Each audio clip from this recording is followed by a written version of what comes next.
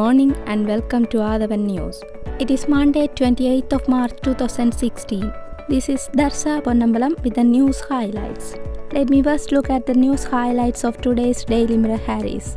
The highlights of top says FCID in Singapore.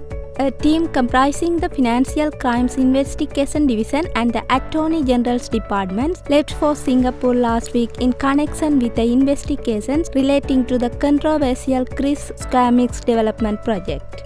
There is another news says 7 caught at Bandaranaike International Airport with 3 kilograms of heroin. 7 suspects were taken into custody at the Bandaranaike International Airport with the 3 kilograms of heroin in their possession. Police arrested the suspects when they were attempting to take the heroin out of the airport last evening. The another highlights of bottom says, under new constitution, President planning to be PM. President Maithripala Sirisena is hoping to become the Prime Minister under the new constitution. JVP General Secretary Tilvin Silva claimed on Saturday. The President hopes to be a candidate for the post of Prime Minister for the next elections. Let's move to the news highlights on Ceylon today. Met men see onset of rain.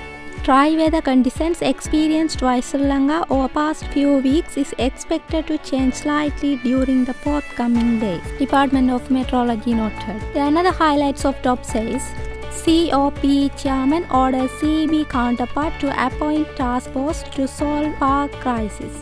Chairman of the Committee on Public Enterprises Chairman JVP MP Sunil Kantuneti orders the Chairman of the Ceylon Electricity Board to appoint a task force to find a solution to the electricity crisis.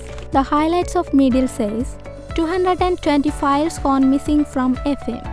The Financial Ministry reveals that some 220 important files pertaining to mega projects of the previous regime have gone missing without a trace. CID quiz Damaloka Dero on Sobhitha Dero's demise. The Criminal Investigation Department summoned Venerable Damaloka Dero, who had made a revelation regarding a suspicion in connection with the death of Venerable Sobhitha Dero, who passed away on 8 October, and recorded a statement from him on Saturday. A highlight of bottom says, Sambur Power Plant. TNA to have talks with India. The negative effects of coal power. TNA Chief R. Sambandhan has said that he will discuss with the Indian High Commission the substantial environmental problems that will be created if India sets up a 500 MW coal-fired power plant at Sambur in eastern Sri Lanka. The people of the area have been telling me about the substantial pollution and environmental damage which will be caused, and have accused me of not taking any action on it. A solar power plant in place of the coal-fired one is very much on my mind, he has said. With that story, let's move to the news highlights of Daily News.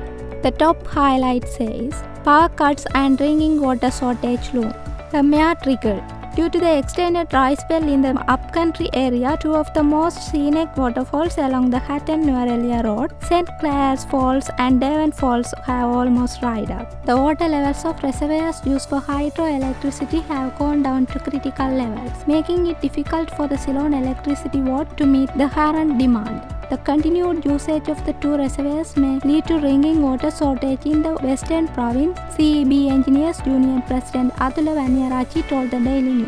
There is another highlight says, Sub-Inspector chasing huge dealer dies in motorcycle crash. A sub-inspector attached to Chilo Police died and a constable sustained critical injuries during an accident while chasing after an illicit liquor dealer. The 2 policemen, on seeing the liquor brewer fleeing the scene when they arrived at the brewery, had given chase on a motorcycle in Aliyakama. The motorcycle had veered off the road and crashed into a light post. The officer who died in the accident has been identified as Alahakon of Kandy. The officer who has critically injured is receiving treatment. Police has launched a probe into the incident. The another highlight of Middle says, government has ensured media freedom in North. Jayandar. The government has ensured media freedom in the North. Parliamentary reforms and mass media minister Jayanta Karunadilaka said in Jaffna yesterday, and urged media institutions to carry reliable and accurate facts. The minister made these remarks during a visit to several media institutions in Jaffna. The highlight of bottom says, Pakistan blast kills over 50. Over 50 people were killed and dozens injured in Pakistan's Lahore Sunday after an explosion ripped through the parking lot of crowded park where Christians had gone to celebrate Easter, officials said. That's all today's newspaper highlights. Join us tomorrow too. Thank you.